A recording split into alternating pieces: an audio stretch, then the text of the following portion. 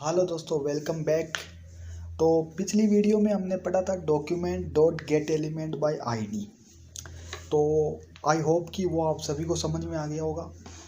तो इस वाली वीडियो में हम पढ़ेंगे document dot gate elements by class name.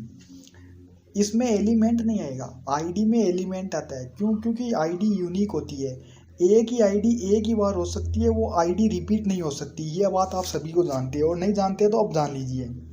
देखिए, जावा स्क्रिप्ट के अंदर जो आईडी होती है वो यूनिक होती है, तो इसलिए वो एक ही होती है। हर एक एलिमेंट की एक ही आईडी होती है और आईडी रिपीट नहीं हो सकती, तो इसलिए गेट एलिमेंट बाय आईडी। लेकिन क्लास नेम क्या है, वो एक से ज़्यादा हो सकता है। मतलब जैसे कि 10 एलिमेंट है तो 10 एलिमेंट के एक ही क्लास नेम हो सकता है। जैसे सपोज H1 टैग है, H1 टैग को आपने एक क्लास दे दी। फिर आपके पास एक H2 टैग है, उसको भी आपने सेम क्लास दे दी। H3 टैग है, उसको भी आपने सेम क्लास दे दी। आपके पास एक div है, उसको भी आपने सेम क्लास दे दी। तो देखिए, आईडी क्या यूनिक होती है, लेकिन क्लास क्या वो एक से ज़्यादा भी हो सकती है। तो इसलिए गेट एलिमेंट्स, एलिमेंट नहीं एलिमेंट्स ऐसा आएगा यहाँ पर। क्यों? क्योंकि एक से ज़्यादा भी हो सकती है। तो चलिए, आइए मैं अपना VS कोड खोल देता हूँ और अब इसका प्रैक्टिकल करके देखते हैं हम। तो दोस्तों, मैं आ गया हूँ अपने VS कोड पे, और ये हमारी वो पिछली वाली फाइल जो मैंने आपको बताई थी, लेकिन इस बार हम क्लास नेम से देखेंगे। पिछली बार हमने आईडी से देखा था। तो मैं अपनी इस आईडी को हटा देता हूँ,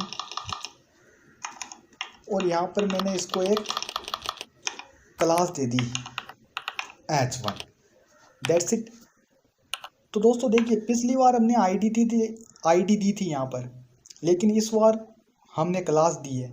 तो अब हम क्लास से टारगेट करेंगे और उसके इनर HTML में, उसके अंदर, इस H1 टैग के अंदर हम कुछ वैल्यू इंसर्ट कराएंगे। तो देखिए कैसे। सबसे पहले अपन एक वेरिएबल बना लेंगे, जैसे हमने पिछली बार बनाया था H1, और उसके डॉक्यूमेंट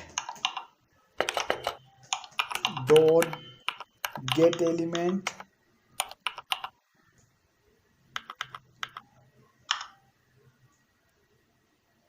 बाय क्लास नेम। ठीक है, तो ये इतना आपने देख लिया है। तो अब क्लास का नाम क्या है? क्लास का नाम हमने दिया था H1।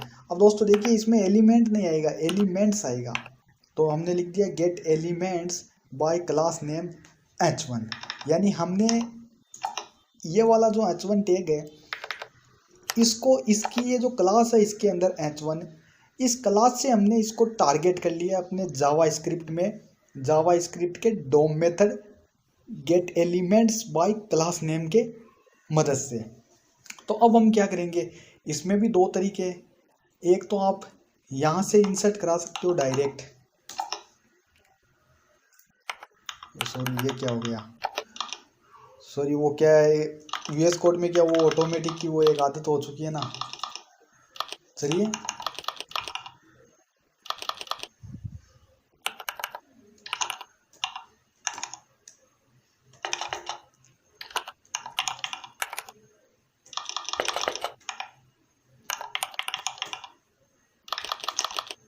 तो दोस्तों देखिए, लेकिन अब ये क्लास नेम है दोस्तों, तो क्लास नेम के अंदर आप डायरेक्ट नहीं लिख सकते डॉट इनर HTML।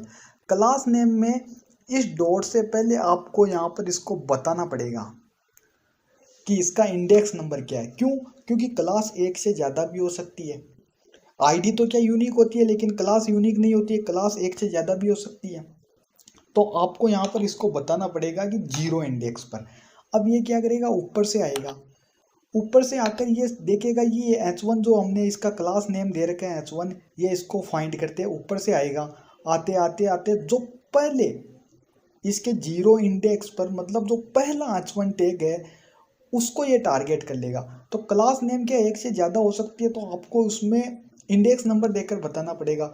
सपोज आपके पास यहाँ पर 2 टैग है, जैसे मैं एक H1 टैग, ये एक और बना दिया मैंने, ठीक है ना। तो अब आपने अगर यहाँ पर 0 इंडेक्स दे दिया, तो ये ऊपर से आएगा, तो ये पहले वाले इसको टारगेट कर लेगा। अगर आप इसमें यहाँ पर 1 देंगे तो ये नीचे वाले H1 टैग को टारगेट कर लेगा। तो क्लास नेम के अंदर क्या आपको इंडेक्स नंबर देकर बताना पड़ता है कि कौन से इंडेक्स नंबर वाली क्लास को टारगेट करना है। तो यहाँ पर हमने 0 दे दिया।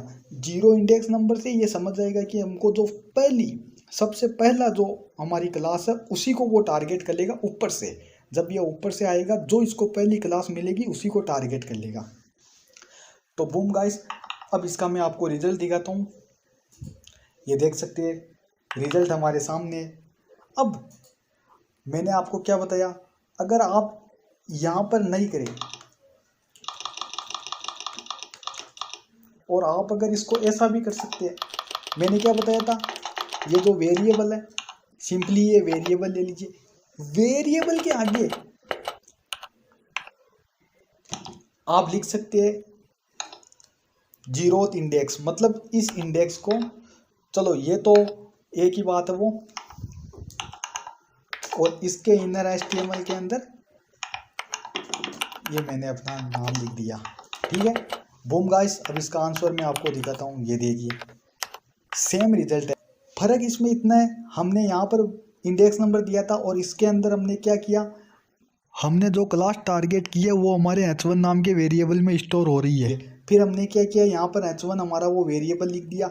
इसके अंदर हमारी ये क्लास जो टारगेट हो चुकी है वो है, और इसको हमने इंडेक्स नंबर दे दिया कि भाई 0, मतलब जो सबसे पहले मिले उसी को पकड़ लो। और उसके अंदर इनर HTML का मतलब क्या होता है, उसके अंदर इस टैग के अंदर ये हमारा नाम छाप दो। और यहाँ पर देखिए इसने छाप दिया। उम्मीद करता हूँ दोस्तों आपको ये वीडियो पसंद आई होगी। मैं ऐसे ही डोम मेथड्स, ऐसे ही मतलब आपको अलग अलग डिफरेंट टाइप्स ऑफ लैंग्वेज की ट्रिक्स और उनके ऐसे ही मेथड्स मैं बताता रहूँगा, ऐसी बढ़िया बढ़िया जानकारी। अगर अभी तक आपने मेरा चैनल सब्सक्राइब नहीं किया तो चैनल को सब्सक्राइब जरूर कर लेना। धन्यवाद।